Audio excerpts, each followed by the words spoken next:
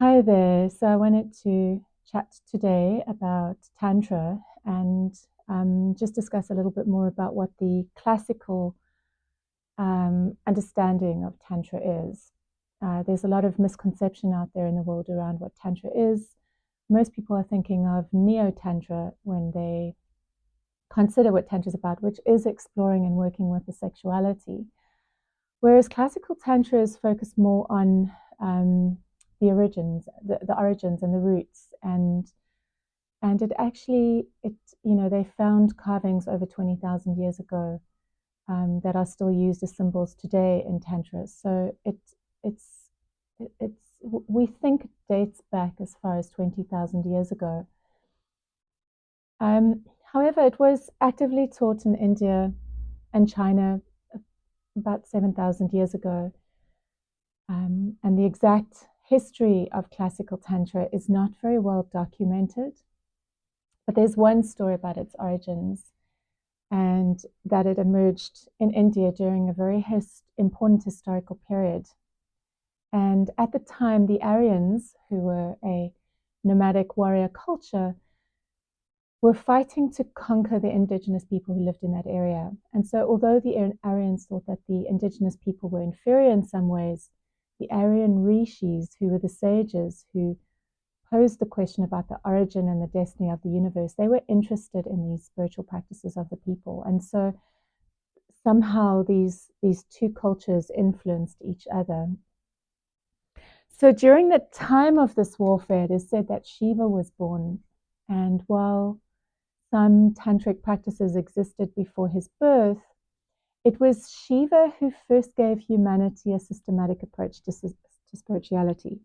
So his teachings became known as the Tantra Shastras, Tantric scriptures, and they called the Nagamas, which are the principles of Tantra, and the Agamas, which are the practices of Tantra. And they became the foundation of classical Tantra. So after Shiva's death, there were no more teachings of the same quality, and it is said that Tantra fell into decline.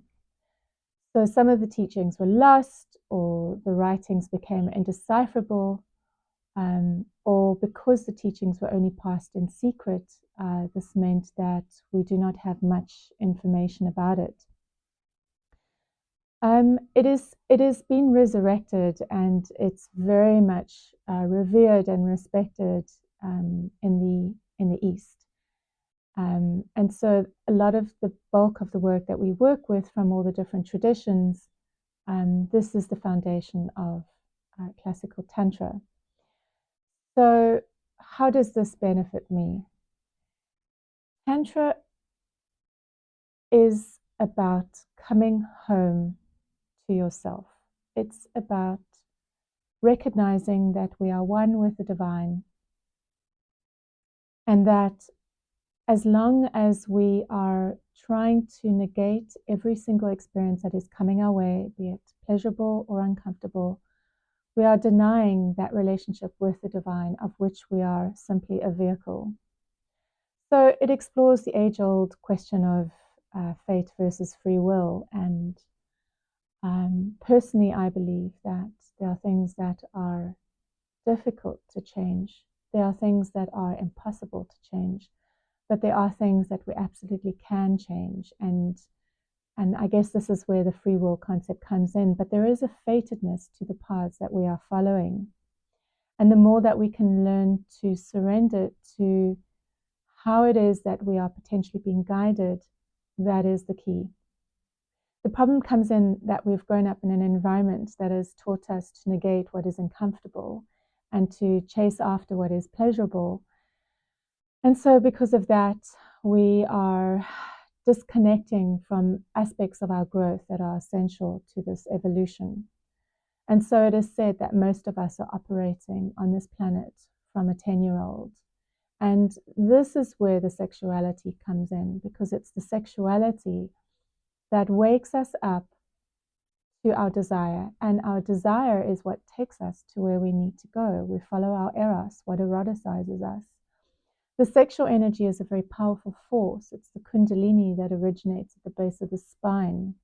And once it's activated, it wants to move up, and it wants to invigorate those dormant parts of the channel that exists through our being, the Sushumna.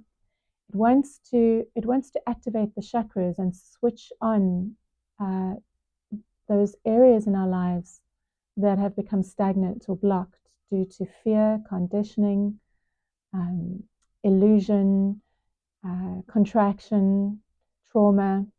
And ultimately, as we start to become aware of that realm that exists within inside of us, and as we start to activate what was previously shut down, the energy can start moving again. Life can start moving through us because we're becoming more receptive to it. It's based on the two principles of the masculine and the feminine. And the masculine is very much a principle of action and initiation. It's the Shiva quality. The feminine principle is very much based on receptivity. It's also based on the chaos. So the question is, how much can we allow that chaos? How much can we allow not having control of our lives when difficult things arise? How much can we surrender to what is uncomfortable? And the more we can do that, the more we can surrender to what is pleasurable. And this is again where the sexuality aspect of it comes in. The base or the root chakra is the origin of where this energy wants to enter us. And when we can open to it, when we can open through sexuality, we are opening to the divine, we're opening to existence. We are opening to ourselves and our capacity to receive completely, fully, beyond the mind, completely in our bodies. And so the principle of receptivity is not something that is regarded or worked with enough on this planet, because we've been in an age of patriarchy, which is very much about action and doing. So this receptivity, this being, is something that we're really needing to explore more within ourselves and within our culture, within humanity, because it forces us to really get comfortable with not having control, to get comfortable with not having the answers, to not have to do to survive, but to be to survive. And there's a softening that happens when we become more receptive. There's an acceptance that happens, and we become more of a conduit for life to flow through us. And ultimately, for me, that is the foundation of what Tantra is about. So obviously, there's so many layers to this, and it's a lot more complicated. But that feels like a really good introduction to get a sense of what it's about. So when we work with Tantra, yes, we are working with the sexuality, although we don't need a partner to do it. And the sexuality, again, is just one aspect of it. It's to activate that energy, that life force, that kundalini through our bodies, and to allow it to start moving up. But it's the understanding of the practices that allow us to go deeper with it, to continue moving that energy. Because inevitably, as it moves up, it is going to hit up against our contractions. And unless we have principles or practices or guidance, we can get stuck. And it can be a very, very uncomfortable process. So that is why it's helpful to find someone who has worked with this work, who's been on this path for some time, who understands the pitfalls and the illusions of working with this path, to guide us through, so that when we enter into those dark nights of soul as a result of meeting the illusions of our lives, we are then able to be guided through those processes. So I would love to hear your thoughts. If you have any questions around this, please feel free to reach out and ask. And thank you for your time. Take care. Bye.